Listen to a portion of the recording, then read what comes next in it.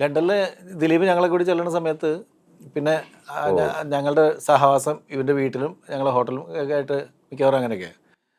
ഈ അവസാനം ഒരു ദിവസം എന്തോ കാര്യത്തിന് പനിയ സാധനമായിട്ട് ഇവനെ ഹോസ്പിറ്റലിൽ അഡ്മിറ്റായി. ഒന്നുമല്ല, കഥ അങ്ങനെയല്ല. ഞാൻ വേണേൽ ആക്ച്വലി പെട്ടെന്ന് പറയാം. എൻ്റെ ബർത്ത്ഡേ ജൂൺ 26 ദിലീപേട്ടൻ നാഷിക്കും ലണ്ടനിലുണ്ട്. അന്ന് ഒരു പ്രോഗ്രാം, ഒരു ഷോയാണ്. അതെ. അപ്പം അന്ന് എൻ്റെ ബർത്ത്ഡേ ആണ് ജൂൺ 26. അപ്പം ഞാൻ പറഞ്ഞേക്കാം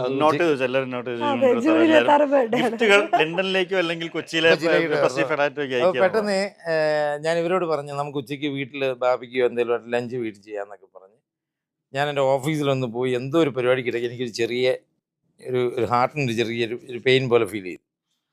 പെട്ടെന്ന് തന്നെ എൻ്റെ കൂടെയുള്ള ആള് ആംബുലൻസ് വിളിക്കുന്നു, ഞാൻ ഹോസ്പിറ്റലിൽ കൊണ്ടുപോകുന്നു. ഭയങ്കര സീൻ. ഇതല്ലേക്കാ പറയാൻ വന്നേ. അല്ല, അത് ഞാൻ ഹാർട്ടിന്റെ കാര്യം ഞാൻ വിട്ട്. എനിക്ക് ഉറക്കച്ചോടുകൊണ്ടുണ്ടായ ഒരു വിഷമമായിരുന്നു.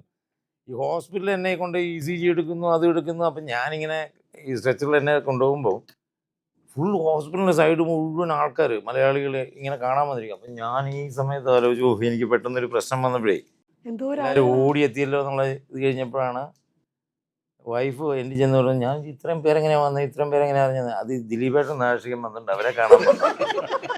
എന്നെ കാണാൻ വന്നല്ല, ഇവരെ തിട്ടുണ്ടെന്ന് പറഞ്ഞിട്ട് ഇവരെ കാണാൻ വേണ്ടി ആ ഹോസ്പിറ്റലിലെ സ്റ്റാഫും എല്ലാവരും ഫോട്ടോ എടുക്കാൻ വന്ന. ഇതാണ് ഇങ്ങനെ പറയാൻ വന്നത്. ഇതെല്ലാം ഞാൻ കേൾക്കണമല്ലോ. പറയാൻ വന്നത്. ഞാൻ ചാടി കയറി കഥ പറഞ്ഞില്ലെങ്കിൽ അത് വേറെ ഡയറക്ഷനിൽ പോകും. പ്ലീസ്. മനസ്സിലായി.